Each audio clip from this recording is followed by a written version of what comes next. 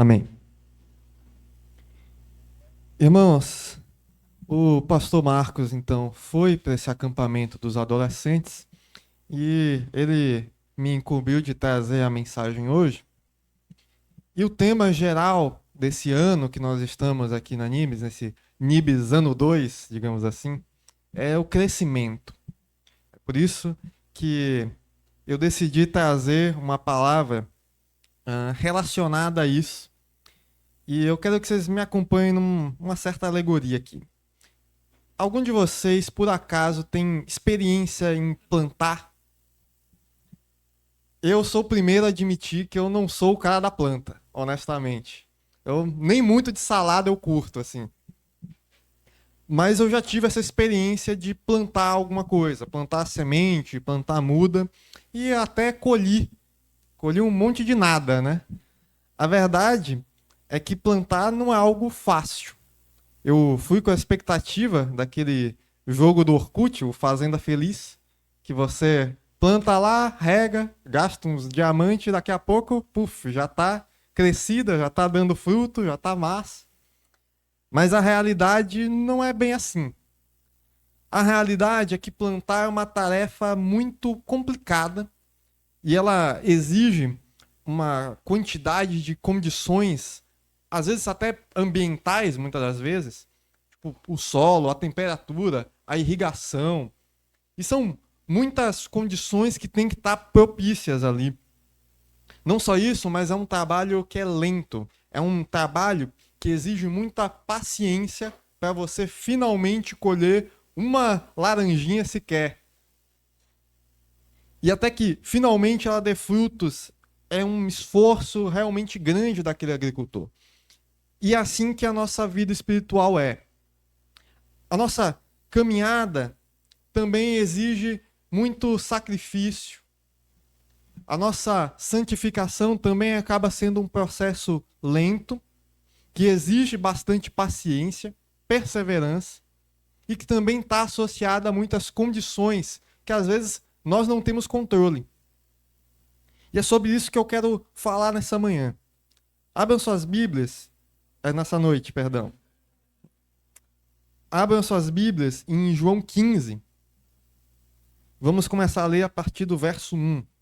João 15, a gente vai ler do 1 ao 10. Nessa passagem de João, Jesus estava dando os últimos ensinamentos aos seus discípulos, estava na Santa Ceia, a última ceia que ele estava falando com os discípulos. E ele vai começar a falar sobre um assunto que é até estranho. Se você ler o capítulo 14, ele está falando com os discípulos sobre a sua morte, sobre a sua ressurreição. E no 15 ele vai começar com esse assunto que, se você ler sozinho, parece estranho. Fala o seguinte, João 15, a partir do verso 1. Eu sou a videira verdadeira, e meu pai é o agricultor. Todo ramo que, estando em mim, não dá fruto, ele corta. E todo que dá fruto, ele poda, para que dê mais fruto ainda. Vocês já estão limpos pela palavra que tenho falado. Permaneçam em mim, e eu permanecerei em vocês. Nenhum ramo pode dar fruto por si mesmo, se não permanecer na videira. Vocês também não podem dar frutos, se não permanecerem em mim. Eu sou a videira, vocês são os ramos. Se alguém permanecer em mim, e eu nele, esse dará muito fruto. Pois sem mim, vocês não podem fazer coisa alguma. Se alguém não permanecer em mim, será como o ramo que é jogado fora e seca. Tais ramos são apanhados, lançados ao fogo e queimados. Se vocês permanecerem em mim e as minhas palavras permanecerem em vocês, pedirão o que quiserem e será concedido. Meu Pai é glorificado pelo fato de vocês darem muitos frutos, e assim serão meus discípulos. Como o Pai me amou, assim eu os amei. Permaneçam no meu amor.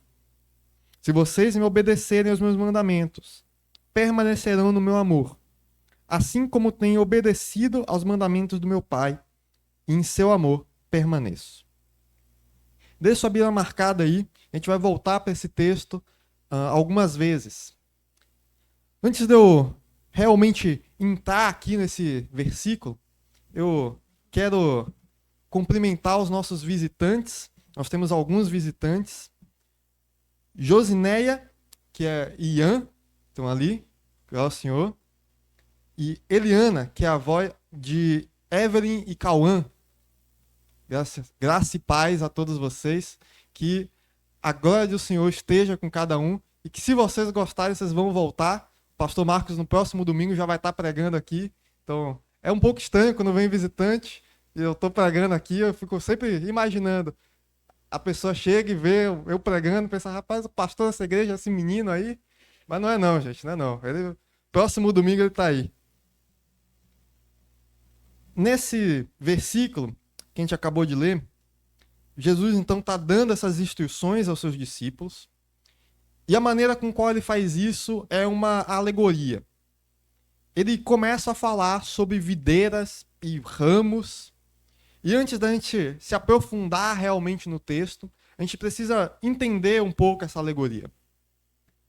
Jesus vai escolher a videira por diversos motivos. Primeiro que naquele tempo a agricultura era muito forte. Na verdade, até hoje é muito forte, né? Tem o agro é pop, o agro é sei lá o quê, não sei o quê. Mas em Israel, naquela época, era principalmente verdade por conta do vinho. O vinho ali era a principal bebida da região e praticamente da época. Então era muito comum achar vinhedos em Israel. Na verdade, até hoje, tem muitos vinhedos em Israel. E eu não sei, irmão, se vocês já tiveram a oportunidade de ver um vinhedo, uma vinha. Eu vou pedir para Eduardo colocar no telão aqui uma vinha, uma imagem. Para caso você não faça ideia do que eu estou falando, vai aparecer aí. Apaga essa primeira luz aqui, Eduardo. Isso. Tem a do púlpito. Isso aí. Então isso aqui é um vinhedo. Basicamente, o que é uma vinha? Você tem o caule, e desse caule vão sair vários ramos, que são equivalentes a galhos. Então, desses galhos, vão sair a baga das uvas. É ali que vai gerar os cachos de uva. Pode acender. Eu já tive a oportunidade de estar em um vinhedo. Era um local chamado Santa Felicidade, ironicamente. Deve ser por causa da Santa Ceia, algo relativo. Fica lá no Paraná. Quando nós fomos visitar alguns parentes, a gente aproveitou para passar nesse bairro.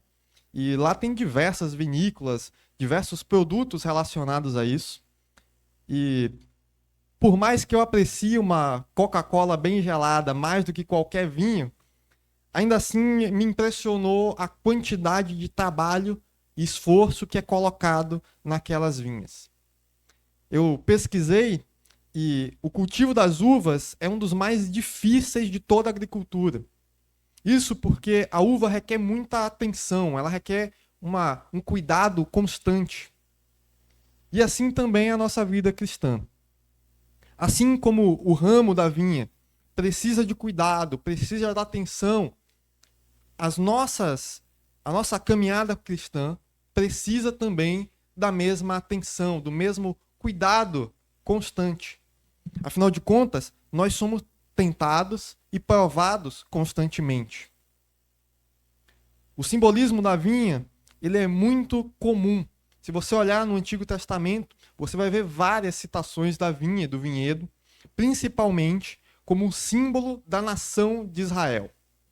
Você vai ver isso, eu vou citar alguns. Você tem isso em Isaías 5:1, em Ezequiel 15, em Salmos 80. Tem vários momentos onde a Bíblia vai citar Israel como o vinhedo.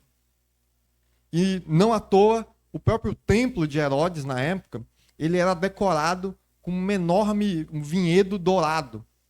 Além disso, nos tempos dos Macabeus, as moedas que tinham Israel representada tinham como símbolo uma videira.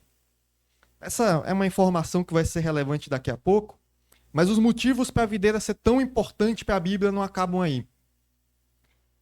Não só ela é uma planta frutífera, ela é a planta frutífera mais nobre, considerada assim, por conta do vinho. ela também é um organismo vivo, cujos seus frutos são a fonte de sustento para muitos. E quando você repara nisso, Jesus aqui no verso 1 vai falar: eu sou a videira verdadeira. Existem vários textos onde Jesus fala eu sou. Por exemplo, quando Jesus disse: eu sou o pão da vida.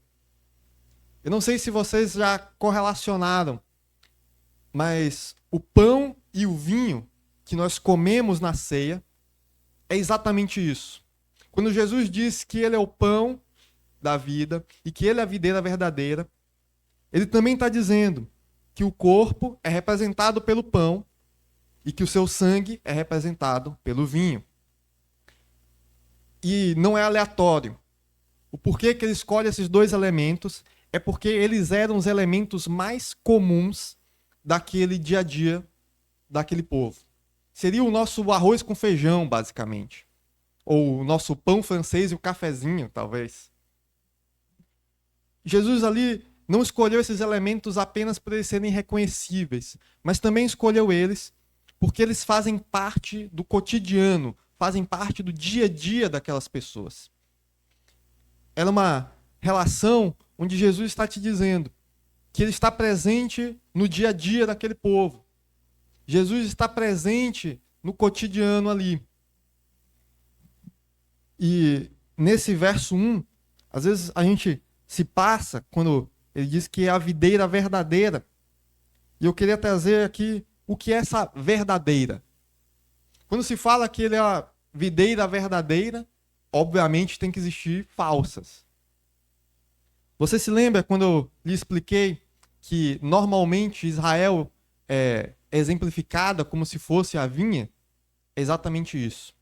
O que Jesus está dizendo é que a nação de Israel, que antes era considerada a videira, agora não é mais aquela vinha nobre que foi no passado.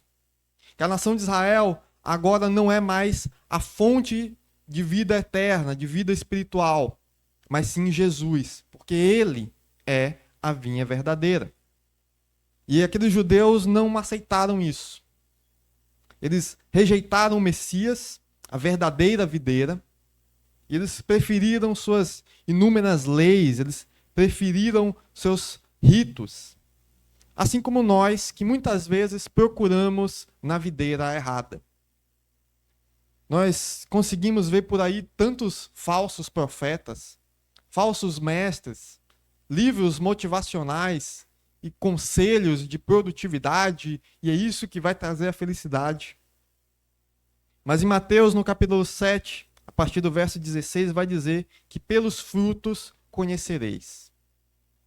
E vai dizer que a árvore boa não pode dar frutos ruins, nem a árvore ruim pode dar frutos bons. O que Jesus está dizendo é que ele é a única videira que pode produzir os bons frutos. Voltando a João no capítulo 15, a gente vai ler o verso 2 de novo e a gente vai pegar vários pontos para a gente tratar.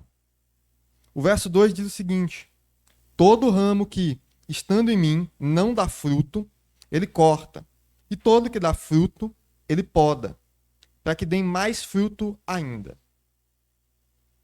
Agora que a gente entendeu o que Jesus quis dizer com ele ser a videira verdadeira, ele vai prosseguir nessa alegoria falando do fruto. E tem que ser algo muito importante, porque ele falou nesse versículo aqui 3 vezes. E ao longo desses 10 versículos vai falar inúmeras vezes. Mas então, o que é esse fruto? Por que que ele é tão importante a ponto de Jesus repetir várias vezes? E como é que nós podemos produzi-lo? São todas essas perguntas que a gente vai responder essa noite. Quando uma videira cresce, ela gera vários ramos. Como eu disse, é semelhante aos galhos de uma árvore. E esse ramo vai coletando os nutrientes da videira, no caso do tronco da videira. E eles vão se espalhando e eles vão naturalmente gerando frutos. Para a videira, assim como qualquer árvore frutífera, é natural que à medida que ela cresça, ela gere frutos. Quando Jesus fala sobre dar frutos, ele está se referindo a um resultado natural, então, da vida espiritual. Ele está dizendo que é natural que, à medida que o cristão cresce na fé, ele gere frutos. Assim como é natural que a fruta, a árvore frutífera, gere assim esse fruto. E assim como uma árvore saudável vai produzir frutos no tempo certo, uma vida centrada em Cristo vai demonstrar essas evidências claras do caráter de Deus. Uma vida cristã centrada em Cristo vai gerar frutos no tempo certo. Mas o que são exatamente esse tal de fruto que eu estou falando aqui? O fruto, ele é uma palavra usada na Escritura para se referir em geral a um produto, a uma produção. Por exemplo, quando diz que ele é fruto da terra, é o que a terra está gerando. Fruto do ventre, é de onde vem o bebê, basicamente. Então a Bíblia normalmente vai utilizar esse fruto para se referir a ações, a pensamentos e a ações, a coisas que nós fazemos, coisas que nós produzimos. Se entendermos o fruto como nosso produto, assim como a árvore vai produzir, assim como uma bananeira vai produzir uma banana, nós vamos produzir ações, nós vamos produzir pensamentos, comportamentos. E assim como você consegue ver uma árvore com uma banana ali e saber que é uma bananeira, você vai conseguir identificar um cristão pelos seus frutos. Você vai conseguir identificar o caráter de uma pessoa pelos frutos que ele apresenta. É por isso que em Mateus 7, Jesus diz que pelos frutos vocês os reconhecerão. Sendo assim, como a videira é Jesus, e nós estamos conectados a Jesus, então a gente tem que gerar uvas, por assim dizer. Afinal, não dá para uma bananeira produzir uma maçã. Não dá para uma macieira produzir uva. Então, assim como nós estamos conectados a Cristo, e Cristo é uma árvore boa, nós temos que produzir bons frutos. Isso é uma forma alegórica de dizer que nós temos que agir, falar e pensar como Jesus. E, obviamente, essa não é uma tarefa fácil. Pelo contrário, é uma tarefa assustadora. Como assim eu vou agir como Jesus? Como é que eu vou falar como Jesus? Mas é isso que significa ser um discípulo de Jesus. É seguir os seus passos. É seguir as suas ações. É seguir as suas falas. Como é que eu identifico, então, se eu estou gerando esses frutos?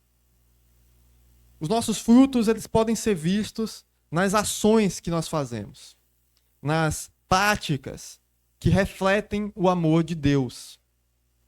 O serviço, a compaixão pelos necessitados, a evangelização, a generosidade, o perdão. Todas as coisas são ações, são comportamentos que apontam para Cristo. Mas também são uma demonstração clara da nossa fé. Não se engane, não é pelo fato de a gente fazer essas ações que está tudo de bem e que aí nós temos a salvação, como muitos acreditam. Em Efésios 2, do 8 a 9, vai dizer: porque pela graça sois salvos, por meio da fé. Isso não vem de vós, é dom de Deus. Não vem das obras, para que ninguém se glorie. Pelo contrário, em Tito 3:5 vai dizer: não pelas obras de justiça que houvéssemos feito, mas segundo a sua misericórdia. Nos salvou pela lavagem da regeneração e da renovação do Espírito Santo. E se você quiser mais provas, você pode ler em Romanos 3:10, onde vai dizer que não há um justo, nenhum sequer. A verdade é que as nossas ações de caridade, as nossas ações beneficentes não são o que nos salva. E você tem que prestar muita atenção nisso, principalmente você na internet. Nós não fazemos essas obras para sermos salvos. Nós fazemos essas obras pois somos salvos. Essa é a causa e efeito. Nós fazemos essas obras porque Jesus, o Espírito Santo, nos mostra o pecado e nos constrange para que agirmos com amor ao próximo. Não somente com ações, mas ele nos constrange, muda o nosso comportamento para que nós crescemos de forma espiritual. E esse crescimento, ele se manifesta, ele se transforma em algo interno. Você poderia fazer todas as obras beneficentes do mundo. Você poderia ser o maior doador para todas as ONGs que você quisesse. Mas se seu coração, se seus pensamentos não são espirituais, enquanto você o faz, de nada adianta.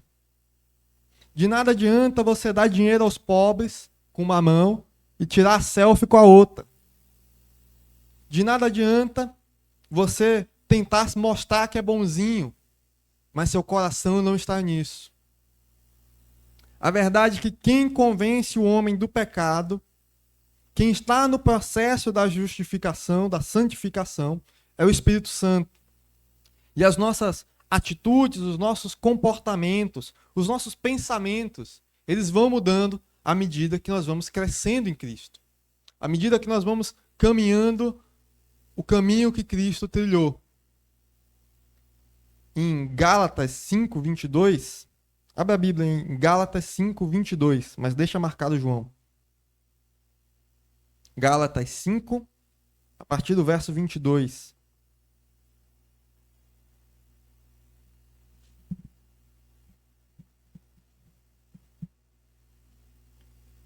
Aqui, Paulo vai citar os frutos do Espírito Santo.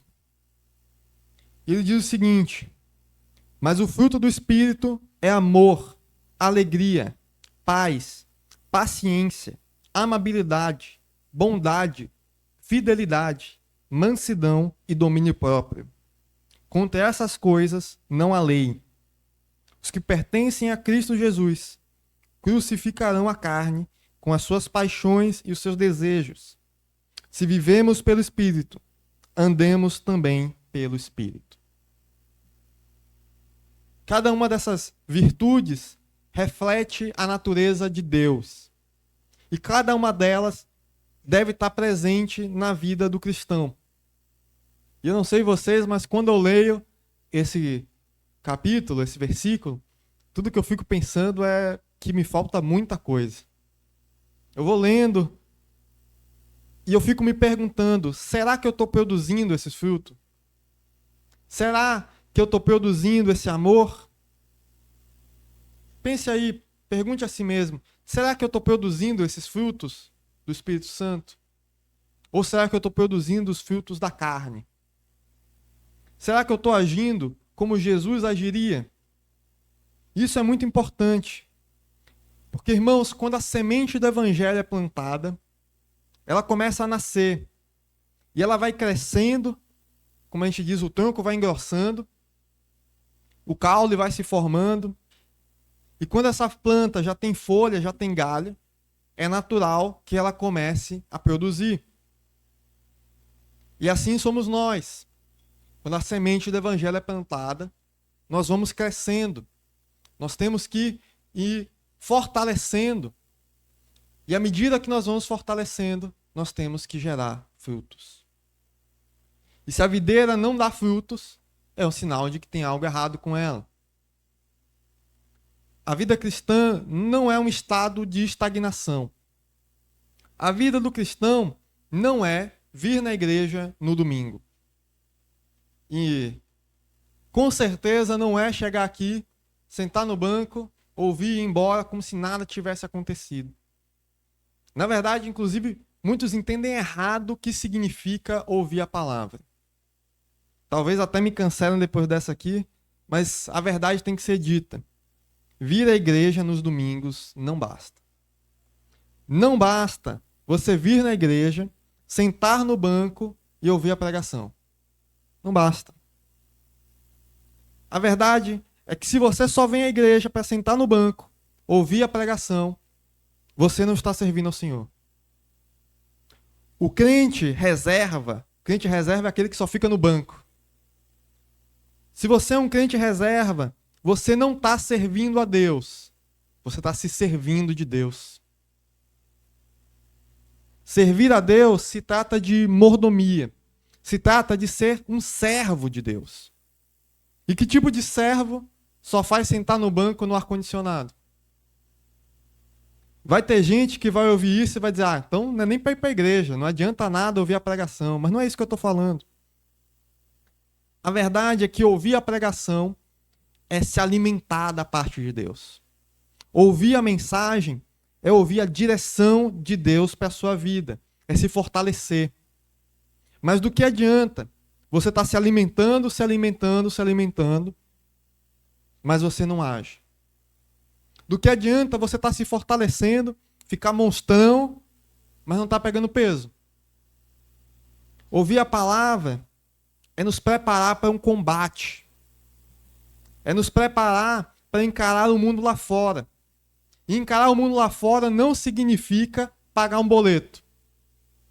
Encarar o mundo lá fora não significa simplesmente entregar um relatório no fim da semana para o seu chefe. Encarar o mundo lá fora é espalhar a palavra de Deus. É amar o próximo. E é claro que é importante ouvir a mensagem. Porque se nós formos lá fora despreparados, enfraquecidos, o inimigo vai nos atacar. Mas quando nós estamos só pegando nutriente que a videira está nos dando, e nós não estamos produzindo os nossos frutos. Nós não estamos servindo a Deus com os nossos dons e talentos. Olha ao seu redor. Você está vendo algumas pessoas de branco ali no fundo? Você está vendo aquele rapaz bonito ali no Decon? Você está vendo essas pessoas que tocaram aqui na frente, que louvaram o Senhor? Essas pessoas, elas chegaram cedo aqui e elas prepararam tudo isso aqui. E não foi meramente para ficar bonitinho. Inclusive, até mesmo o ar-condicionado, essas luzes, o microfone, eles não estão aqui apenas para deixar o templo instagramável. Eles não estão aqui porque todas as outras igrejas estão fazendo. Toda essa ordem de culto, tudo que nós fazemos aqui, todos os trabalhos que nós atuamos, esses ministérios, eles têm uma função. Não é aleatório, não é porque sim. Pelo contrário, eles são muito bem pensados. Sabe por que essa igreja está bonita? Por que a gente arruma tudo isso aqui?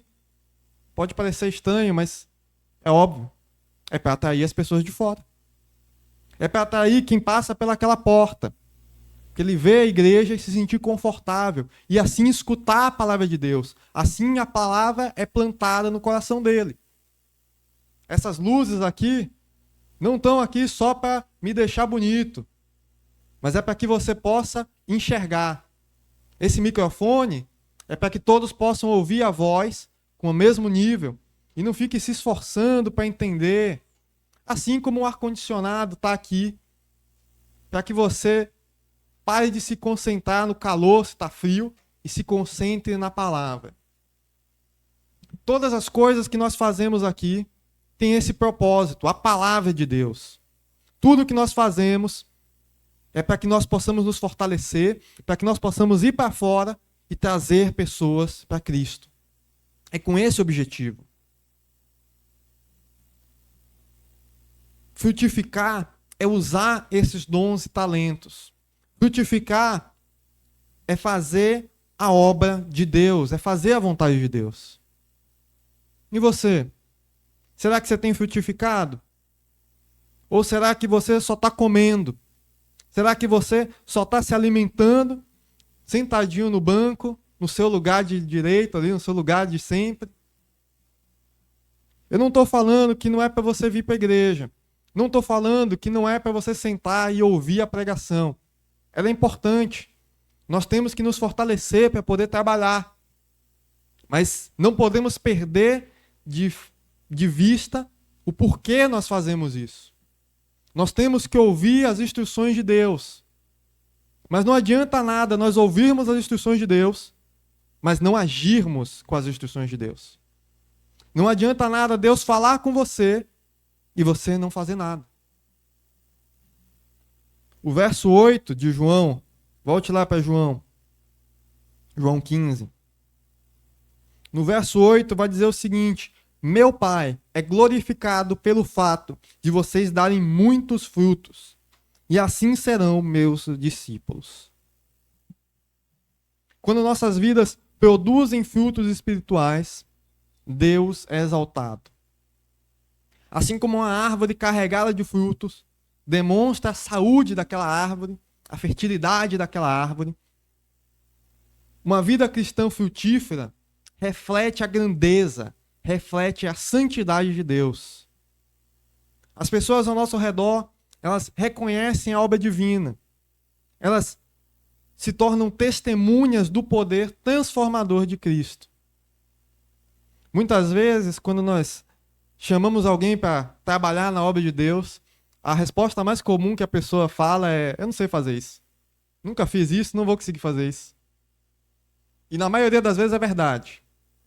Na maioria das vezes, a gente nunca faz o que a gente faz aqui. O pastor Marcos sempre disse que a maioria das coisas que nós fazemos, a gente nunca fez antes. A gente não faz ideia de como é que faz. Mas é aí mesmo que o dom do Espírito de Deus entra no nosso coração. Porque se fosse pelas nossas forças, se fosse pelos nossos conhecimentos, aí não tinha nada demais. Mas não é assim com Deus. O Senhor faz uma obra maravilhosa na nossa vida. Nós começamos a trabalhar na obra dele e do nada a gente está fazendo coisas que nem sabia que era possível. Um dia desses, Big decidiu tocar teclado. Eu nunca tinha tocado antes e saiu maravilhoso pela primeira vez, com certeza.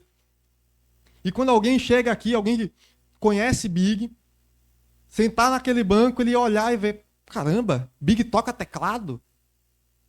E essa reação mostra que é Deus trabalhando na nossa vida. E os nossos frutos vão se tornando nossos testemunhos. Às vezes, quando nós vamos pregar para alguém, a forma mais efetiva de fazer isso não é meramente com palavras, mas sim com as nossas ações, sim com os nossos testemunhos, a nossa vida. Afinal, não adianta nada falar e agir tudo diferente. Não adianta nada eu vir aqui dizendo que você tem que fazer isso e eu não fizer.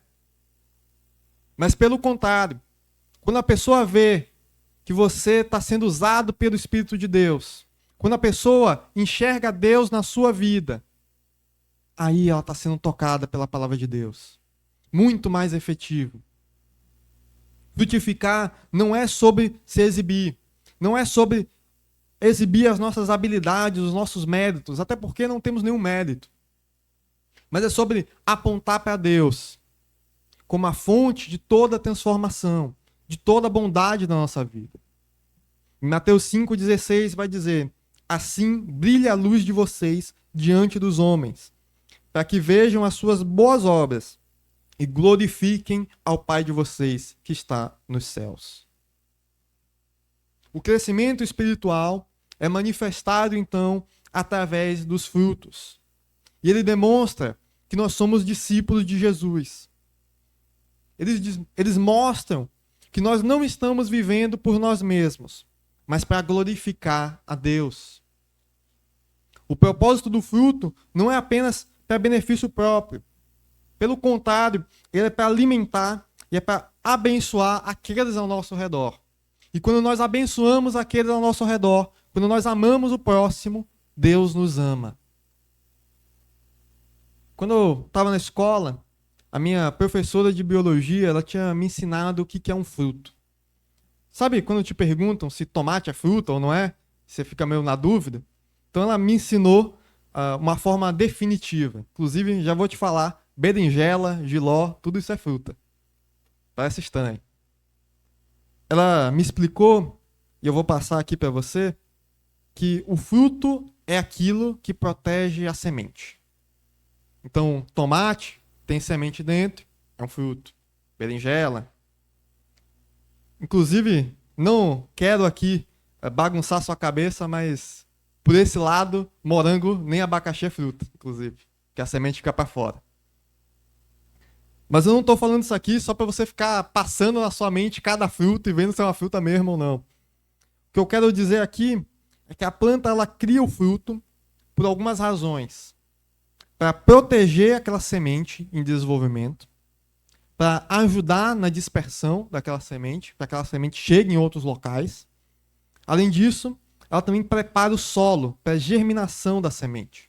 Por exemplo, quando uma fruta cai no chão e fica lá, ela apodrece e ela já é material biológico para a própria semente poder crescer naquele local. Ele vai fortalecer o solo ali. E meu ponto é o seguinte: as nossas obras, as nossas ações são o fruto. E esse fruto, ele envolve uma semente, então. Ele ajuda na dispersão, ele prepara o solo para a semente. Em Lucas 8:11, Jesus vai dizer que a semente é a palavra de Deus. E mais do que isso, no verso 15 vai dizer: mas as que caíram em boa terra são os que, com coração bom e generoso, ouvem as palavras, retêm e dão frutos com perseverança. É isso que os nossos frutos são. É uma forma de entregar a semente. Quando nós fazemos o bem ao próximo, nós estamos contrindo o coração dele. Quando nós estamos por aí entregando sopa aos necessitados, não é à toa. Nós estamos fazendo isso para que eles vejam o amor de Deus refletindo em nós para eles. Nós estamos entregando a semente com os nossos frutos. Os nossos frutos são para espalhar a semente do Evangelho. Eles são para preparar o solo. E quando nós vivemos uma vida frutífera, as nossas ações, as nossas palavras, eles alcançam os corações sedentos. Eles inspiram as pessoas a buscar a fonte da vida. Em Efésios 2:10 vai dizer: esses são os que, ouvindo a palavra, a conservaram num coração honesto e bom, e dão frutos com perseverança. Agora que você já sabe o que é esse fruto e por que você deve dar esse fruto, falta responder uma coisa: como é que eu posso dar frutos? Quais são as técnicas milenares Ming, o segredo para eu frutificar? Não vou te vender nenhum livro de autoajuda. Afinal de contas, para todas as respostas da nossa vida, nós temos que voltar para a Bíblia. Vamos ler de novo esse texto de João. E vai ficar claro o que nós temos que fazer. João 15:1 vai dizer: eu sou a videira verdadeira, e meu pai é o agricultor. Todo ramo que, estando em mim, não dá fruto, ele corta. E todo que dá fruto, ele poda, para que dê mais fruto ainda. Vocês já estão limpos pela palavra que tenho falado. Permaneçam em mim, e eu permanecerei em vocês. Nenhum ramo pode dar fruto por si mesmo, se não permanecer na videira. Vocês também não podem dar frutos, se não permanecerem em mim. E agora eu vou destacar o verso 5. Eu sou a videira, vocês são os ramos. Se alguém permanecer em mim, e eu nele, esse dará muitos frutos. Pois sem mim, vocês não podem fazer coisa alguma.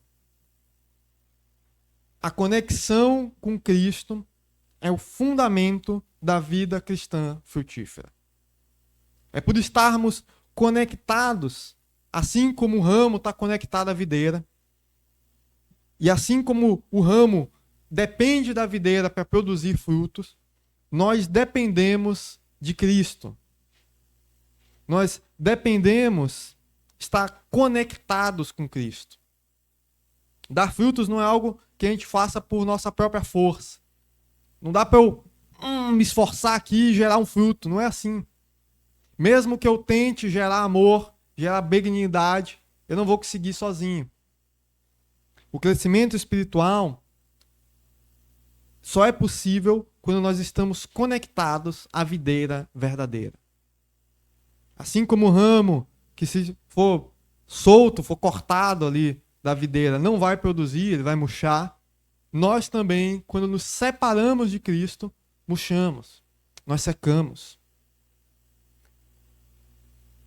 Está escrito aqui que nós só podemos produzir frutos quando permanecemos em comunhão com Cristo. E essa palavra, permanecer, se você for reparar nesses 10 versículos, ela vai se repetir bastante, 10 vezes, na verdade. O que Jesus está dizendo aqui com essas palavras de permanecer é que para dar frutos, e mais do que isso, inclusive, que toda atividade cristã que nós fazemos necessita da comunhão com Cristo. É Cristo quem é a verdadeira videira. E nós temos que estar conectados a Ele. Se o ramo não estiver junto, não é que nem o Wi-Fi, ele não vai magicamente pegar os nutrientes. Quando nos afastamos, nós secamos. E o primeiro passo para frutificar, então, é o contrário, é permanecer em Jesus. E permanecer em Jesus significa ficar em constante comunhão, através da oração, através do estudo da palavra, da obediência da sua vontade, da obediência dos seus mandamentos. Quando Jesus diz, eu sou a videira verdadeira, ele está dizendo que ele é a única fonte verdadeira de nutrição. Que ele é a única fonte de vida espiritual. E que sem essa conexão, não importa o quanto nós tentemos, nós não vamos conseguir produzir frutos. Mas a verdade, o contrário também é verdade. Quando nós estamos conectados a Jesus, então nós produzimos os frutos. Quando nós estamos em Cristo, Ele nos nutre espiritualmente, Ele nos molda, Ele molda o nosso caráter de dentro para fora. Ele fortalece a nossa fé. No verso 1, vai dizer o seguinte, eu sou a videira verdadeira e meu pai é o agricultor.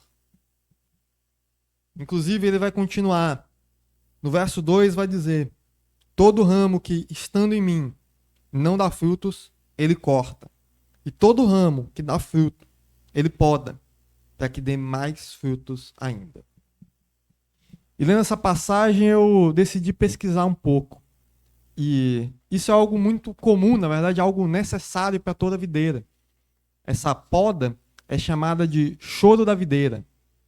É o lágrima vitis.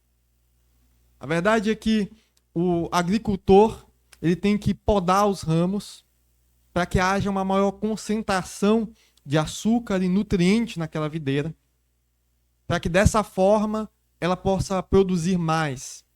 As uvas ganham maior aroma, maior sabor. Muitas vezes aquele agricultor tem que ferir a planta.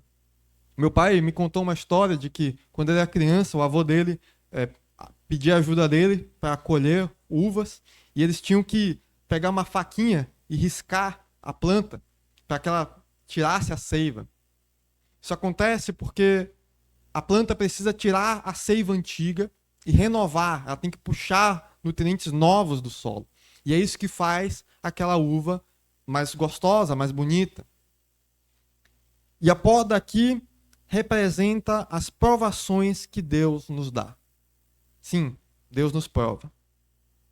Ele não nos tenta, é diferente, mas ele nos prova. Tem gente que, quando você fala isso, fica indignada, né? Como assim Deus me prova? Deus não é amor? Mas é pelo contrário. É justamente porque Ele nos ama que Ele vai nos colocar em provações. Em Tiago 1, do 2 a 4, ele vai dizer, meus irmãos, considerem motivo de grande alegria o fato de passarem por diversas provações. Você lê esse versículo e fala, que é isso, Tiago? Grande alegria? Quem aqui fica em grande alegria quando está passando por provações? Tiago aqui até exagera, né? Fala por diversas provações. Mas é porque ele vai continuar. No 3 ele vai dizer, pois vocês sabem que a prova da sua fé produz o quê? Perseverança. E a perseverança, olha aqui de novo, deve ter ação completa, a fim de que vocês sejam maduros e íntegros, sem lhes faltar coisa alguma. O que Tiago está dizendo é que é apenas ao passar pelas provações que a nossa fé vai produzir perseverança. É apenas por passarmos por provações que essa perseverança vai nos deixar maduros, que vai nos crescer espiritualmente. Sim, Deus nos prova. Amém por isso. Ninguém quis falar amém, inclusive. É um amém que sai até forçado, assim, amém. Mas é verdade. E embora possa ser dolorosa, essa poda ela é essencial para que nós possamos frutificar. Assim como o jardineiro, o agricultor, ele corta os galhos secos, ele corta o excesso da planta para que ela cresça forte e saudável. Às vezes Deus está removendo nas nossas vidas coisas que não contribuem para o nosso crescimento espiritual. Às vezes Deus está removendo das nossas vidas coisas que nós achamos que eram integrais a nós, mas que nos fazem mais mal do que bem e nós não entendemos. Muitas vezes, Deus nos faz passar por dificuldades, por sofrimento. É verdade. E acredite, a poda é dolorosa. Há uma semana atrás, o meu cachorro, Fidel, ele veio a falecer. Ele já estava velhinho, ele tinha 14 anos, e ele já estava dando alguns sinais. Ele já não estava levantando mais sozinho, já estava tendo problema de respirar quando ficava muito tempo em pé. E no domingo passado, então, quando a gente estava para sair, para vir aqui para o culto à noite, ele já estava mal. E a gente se despediu dele, e eu tentei preparar o meu coração. Eu tentei me preparar para a morte dele naquele dia. E eu orei ao Senhor. Eu orei para que ele me desse mais um dia com o meu cachorro. Mas eu também orei que fosse feita a vontade dele. E que se fosse a vontade dele levar o meu cachorro ali, que ele acalmasse meu coração e principalmente o coração da minha mãe. Quando eu voltei para casa naquele dia, quando eu saí do carro, um estalo veio a mim e eu falei, não entre, deixa que eu vou primeiro. Eu entrei na porta e o que eu vi, eu admito que eu quase desmaiei ali, porque era uma cena feia. Ele ainda estava respirando, mas estava muito mal e tinha sangue. E admito que não tinha nenhum preparo que eu pudesse ter feito que tivesse suavizado o golpe. Mas eu chamei o meu pai e eu falei. Eu nem pensei, eu só falei. Não olhe, mãe. Vá lá para fora. E nós arrumamos tudo, levamos minha mãe para andar de cima, sem que ela visse nada. A gente colocou o Fidel na picape e levou ele, tentar levar ele para o veterinário. Ele ainda estava respirando muito mal, mas ele morreu no caminho. Naquele momento em que eu estava naquela situação, eu queria chorar. Na verdade, eu queria até desabar. Querendo ou não, eu fiquei com ele 14 anos. Por contexto, eu tenho 23. Então, ficou mais da metade da minha vida comigo. Mas Deus me deu muita força ali. E apenas quando nós chegamos em casa, apenas quando nós terminamos de falar com o coveiro, que eu chorei. E admito que eu chorei muito. Ele fazia parte da minha família. E enquanto eu falo isso, muitos de vocês devem estar pensando agora em momentos em que perderam alguém. Momentos em que enfrentaram lutas e provações. Momentos em que acharam que talvez não conseguissem. E sozinhos nós não conseguiríamos, irmãos. Mas as provações de Deus, nós sempre temos a força de conseguir passar por elas, porque Deus está conosco nela. Ele nunca dá uma aprovação maior do que possamos cumprir, porque nada é maior do que possamos fazer se Ele estiver conosco. E naquela noite eu orei ao Senhor, ainda com lágrimas, eu agradeci pelos anos que eu tive com meu cachorro. Eu agradeci porque Ele que me inspirou a não deixar minha irmã entrar naquele dia. Porque se ela visse a cena, eu tenho certeza que o coração dela ia se despedaçar. Ainda mais do que aconteceu. E eu sei bem que durante a prova é muito difícil você orar agradecendo a Deus. Mas se você quer saber, é muito mais difícil realmente orar e agradecer a Deus quando você está com a vida tranquila. O momento em que nós realmente oramos, em que nós realmente pedimos a Deus por ajuda, é naquele momento em que nós estamos na provação. É naquele momento que nós achamos que não conseguimos sozinhos. Porque enquanto está tudo bem, enquanto a sua vida está correndo tranquila, você se acha forte. Você não se preocupa, você acha que consegue resolver com a sua habilidade. Mas é só quando Deus nos prova, é só quando vem a poda, que nós percebemos que precisamos de Cristo e que nada podemos fazer sozinhos. E é nesse momento que, assim como o ramo que é podado cria frutos maiores e mais fortes, a nossa fé se fortalece. Em 1 Pedro, no capítulo 1, do verso 6 a 7, vai dizer: nisso vocês exultam, ainda que agora, por um pouco tempo, devam ser entristecidos por todo tipo de provação. Assim acontece, para que fique comprovado que a fé que vocês têm, muito mais valiosa do que o ouro que perece, mesmo que refinado pelo fogo, é genuína e resultará em louvor, glória e honra quando Jesus Cristo for revelado. A nossa fé tem que ser passada pelo fogo. Assim como o ouro aqui, que é refinado pelo fogo, assim como o metal que é refinado ao ser acertado por um martelo do oleiro, do ferreiro, a nossa fé se fortalece com as provações. E cabe a nós se submeter a essa prova. Submeter à poda e confiar que Deus está cuidando de nós. Confiar que Deus está nos moldando e nos purificando para que nós nos tornemos cada vez mais produtivos. Deus é o agricultor. Submeta-se à vontade dele. O que Jesus vai dizer no verso 9 é: permaneçam no meu amor. É isso que ele está te dizendo hoje. Permaneça na presença dele. Sem ele, nada podemos fazer. Será que nós temos dado frutos? Será que nós temos dado bons frutos?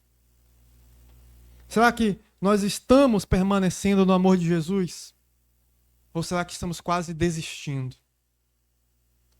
Olha para a sua vida. Analise o seu coração.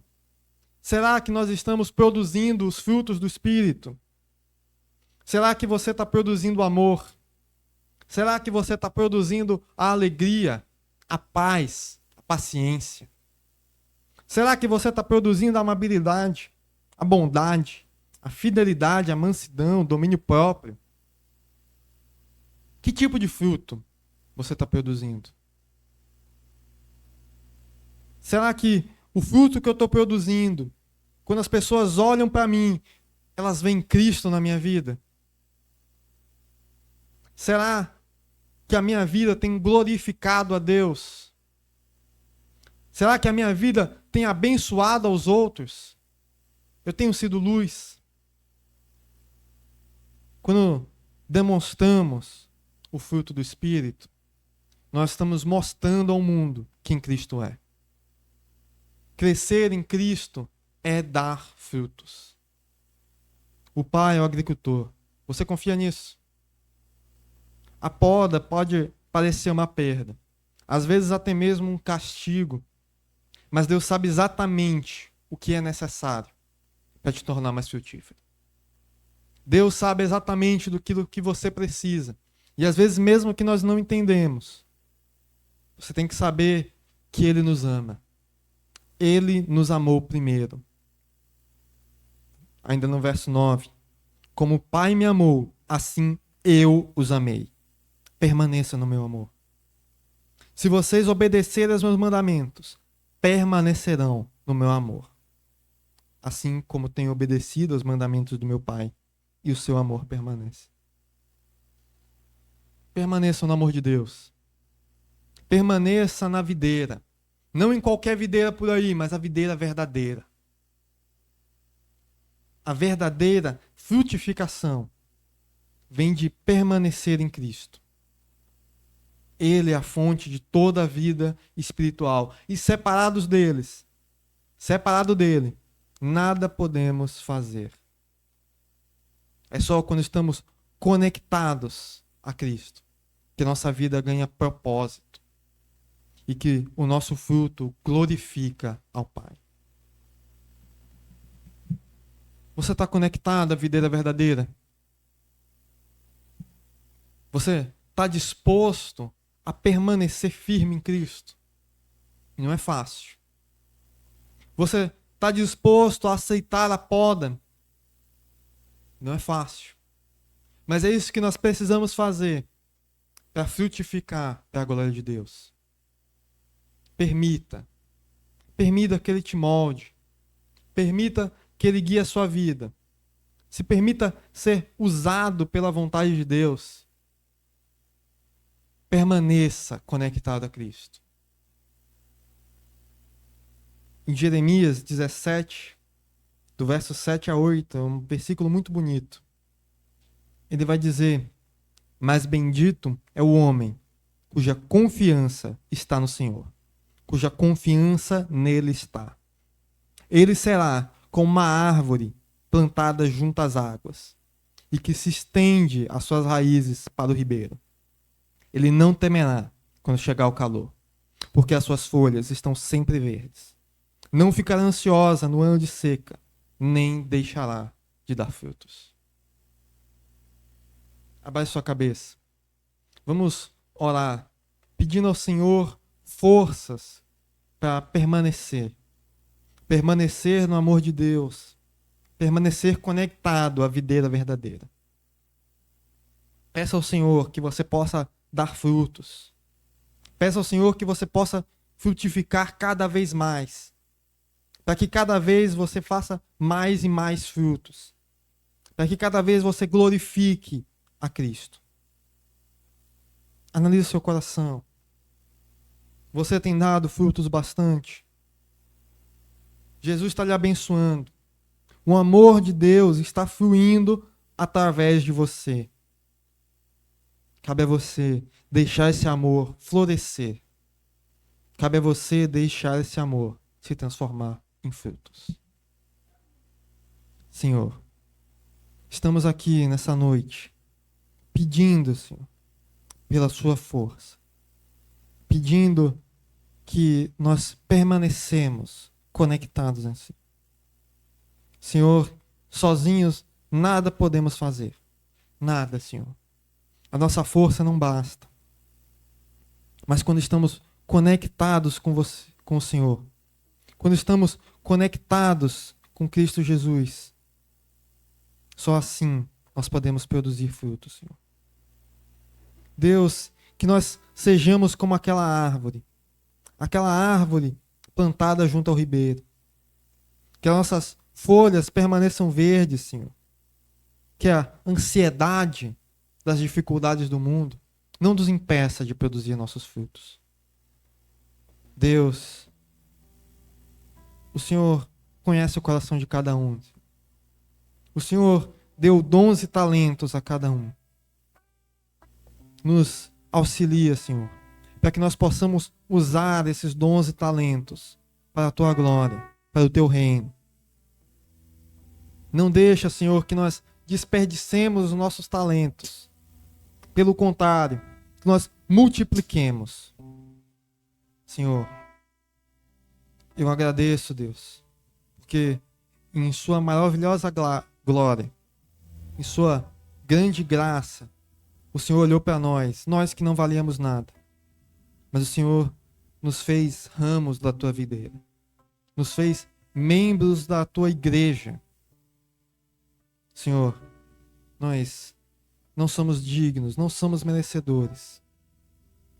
E quando nós produzimos, não é por nós mesmos, mas é para mostrar a grandeza que o Senhor faz na nossa vida. Nos auxilia, Senhor, para que cada um que está ouvindo a palavra hoje frutifique cada vez mais. É isso que nós pedimos, em nome de Jesus. Amém. Amém. Glória ao Senhor, irmãos, que a palavra de Deus tenha entrado no seu coração e que cada um de nós frutifique mais e mais. Estamos dispensados. Vejo vocês quarta-feira, 19h30. Tem cantina, inclusive temos ainda mousse, sobrou uns mousses de limão ali deliciosos. Então vão para a cantina, comprem os mousses, não saia de casa sem o seu. Fico feliz.